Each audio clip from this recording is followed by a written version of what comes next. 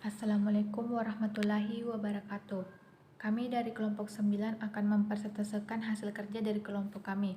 Sebelum melangkah ke materi, adapun anggota dari kelompok 9 yakni yang pertama Syarifah Mutiara, kedua Tania Adisti Putri Abigail, ketiga Wafik Aziza Ramadhani, keempat Zahra Humaira, dan kelima Muhammad Firmansyah. Untuk mengefisienkan waktu, langsung saja ke materinya, yaitu hukum kedua Fick.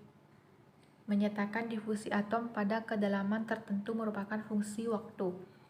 Merupakan persamaan diferensial parsial yang dalam satu dimensi berbunyi. Dapat kita lihat sendiri rumusnya dan keterangan yang dicantumkan di samping rumus tersebut. Dalam dua atau lebih dimensi, kita harus menggunakan Laplacian yang menggeneralisasi turunan keduanya, sehingga mendapatkan persamaan sebagai berikut. Hukum kedua Fick memiliki bentuk matematis yang sama dengan persamaan Heath dan solusi fundamentalnya sama dengan Heath kernel, kecuali switching konduktivitas thermal K dengan koefisien difusi D. Selanjutnya, penurunan hukum kedua Fick. Hukum kedua Fick dapat diturunkan dari hukum pertama Fick dan kekekalan massa jika tidak ada reaksi kimia. Dengan asumsi koefisien difusi D menjadi konstanta, seseorang dapat menukar order diferensiasi dan mengalihkannya dengan konstanta. Dan dengan demikian menerima bentuk persamaan Fick seperti yang disebutkan di atas.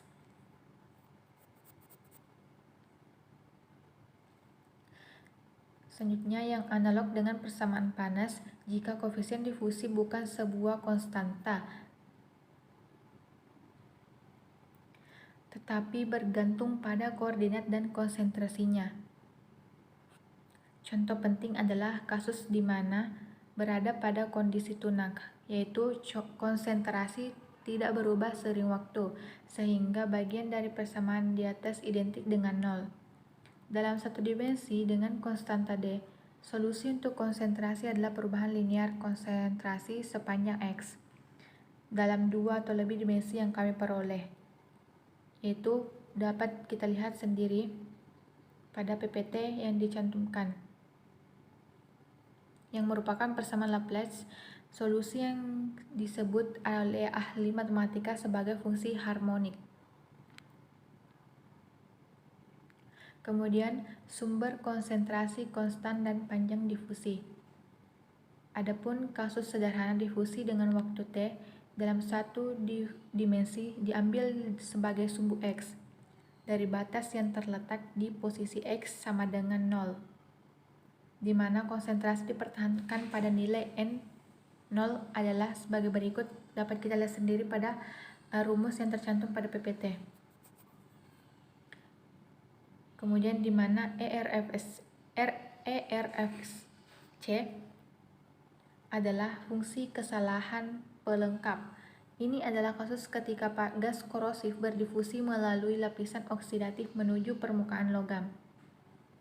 Atau jika kita mengasumsikan bahwa konsentrasi gas di lingkungan adalah konstan dan ruang difusi, yaitu lapisan produk korosi adalah semi Tachinga, dimulai dari nol di permukaan dan menyebar jauh ke dalam material. Panjang 2 akar D T disebut panjang difusi dan memberikan ukuran sejauh mana konsentrasi telah merambat dalam arah X dengan difusi dalam waktu T. Sebagai perkiraan cepat dari fungsi kesalahan, dua suku pertama dari deret Taylor dapat digunakan. Jika D bergantung pada waktu, panjang difusi menjadi. Dapat kita lihat pada rumus yang tercantum pada PPT itu sendiri. Ide ini berguna untuk memperkirakan panjang difusi selama siklus pemanasan dan pendinginan, di mana D bervariasi dengan suhu. Selanjutnya itu disolusi obat. Disolusi merupakan suatu proses perpindahan molekul obat dari bentuk yang padat ke dalam suatu media atau cairan tubuh. Pada saat obat melarut, partikel padat memisah dari molekul demi molekul yang akan bercampur dengan cairan dan tampaklah menjadi bagian dari cairan tersebut. Proses disolusi ini terjadi ketika molekul obat dibebaskan dari fase padat atau bentuk sediaan dan akan masuk ke dalam fase larutan atau cairan tubuh. Secara fisikokimia, disolusi merupakan proses zat padat memasuki fase pelarut melewati proses multilangkah yang melibatkan berbagai reaksi heterogen antara fase solut-solut atau zat terlarut dan fase pelarut pada antarmuka solut dan pelarut.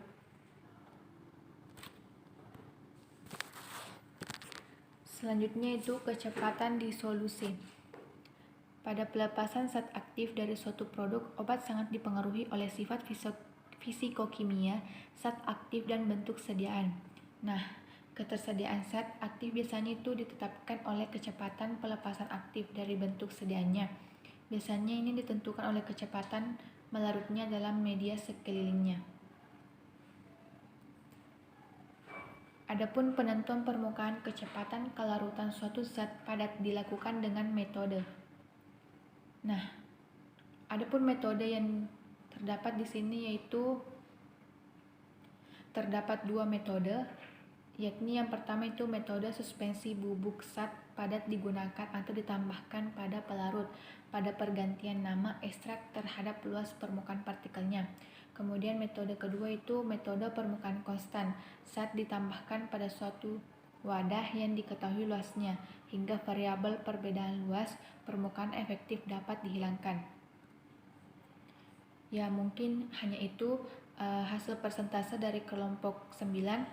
Mohon maaf apabila ada kekurangan. Sekian, wassalamualaikum warahmatullahi wabarakatuh.